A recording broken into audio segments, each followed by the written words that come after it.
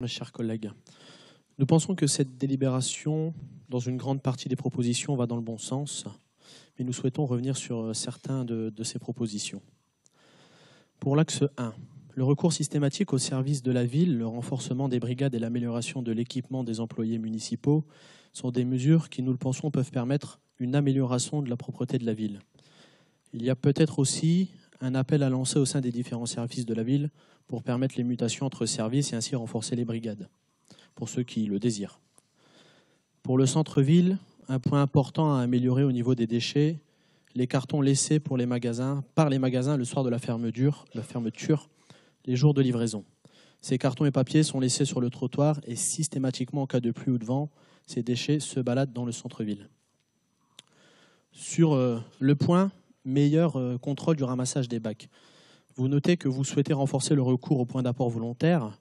Cela ne va pas être évident à mettre en place partout. Est-ce que par la suite, et ça a été d'ailleurs une question d'un orateur précédent, la suite logique, c'est de verbaliser ces personnes qui ne peuvent pas faire autrement.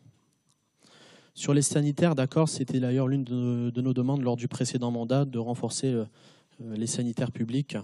Est-ce que vous pouvez nous indiquer où ils seront installés ? Pour l'axe 2, création d'un observatoire de la propreté. Ça a l'air vachement barbant.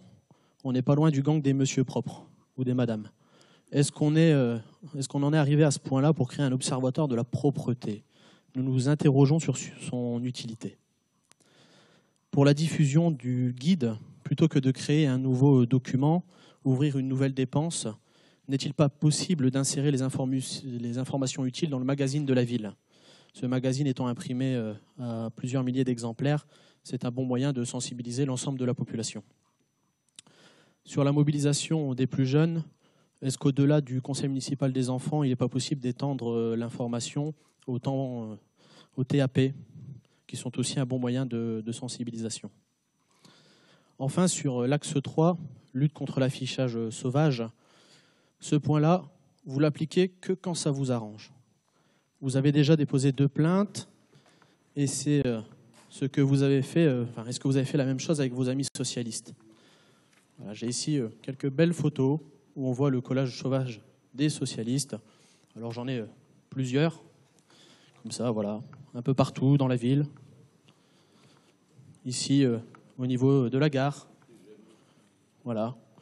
Donc la question, est-ce que je peux vous en montrer d'autres hein, si vous le souhaitez, on va tourner. Voilà, il y en a un peu au niveau du Buffalo, sur les anciens immobiliers. Et on a... Ah bah non, là c'est quand vous posez en photo avec votre ami socialiste. Ah oui, donc forcément, là vous n'allez pas les verbaliser. Oui, c'est celle-là. Regardez. Et donc forcément, vous posez avec.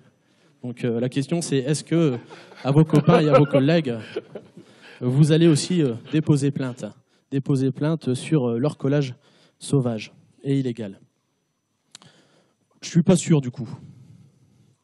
Alors vous étiez tous émus pour l'environnement, là ça ne vous gêne pas. Pourtant, c'est bien des personnes proches de chez vous qui le font, qui arrachent, et puis ils font ça comme des cochons, celle-là. Voilà, où on voit, suite à un arrachage, on voit tous les papiers laissés au sol. Voilà, c'est super. Bravo. Donc en plus, ils arrachent et puis ils font ça comme des cochons. C'est honteux. C'est honteux. Attention aussi à ceux qui s'amusent à décoller les affiches pour aller les recoller ailleurs.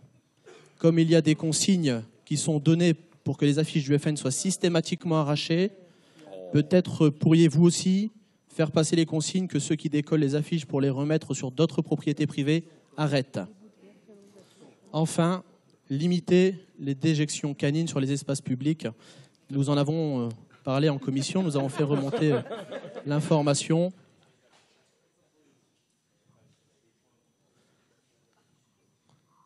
Sur les déjections canines, nous en avons parlé en commission, nous avons d'ailleurs fait remonter une information comme quoi les dévidoirs à sacs qui étaient installés un peu dans la ville n'étaient soit pas visibles, soit peu accessibles ou pas connus.